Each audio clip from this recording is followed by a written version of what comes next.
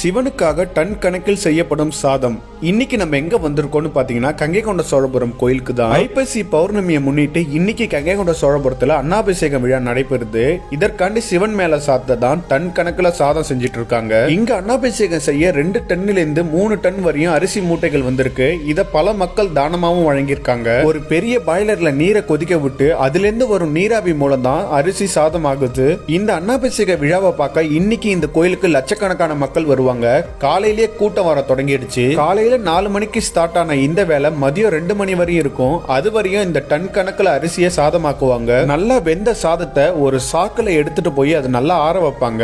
அந்த ஆற வச்ச சாதத்தை சிவன் கிட்ட எடுத்துட்டு போக ஒரு ட்ராக்கே போட்டு வச்சிருக்காங்க. அதற்கு முன்னாடி எல்லாம் பல விறகடுப்புல அரிசியை வடிச்சுதான் தலையில தான் சிவன் கிட்ட தூக்கிட்டு போவாங்களாம். இப்ப வேலை ரொம்பவே சுலபம் ஆயிடுச்சு. வடிச்ச சாதத்தை நல்லா ஃபேன் காத்துல ஆற வச்சு அதற்கப்புறம் இது போன்ற கூடைகளை நிரப்பி ஒவ்வொன்றா இந்த ட்ரேல அடுக்கி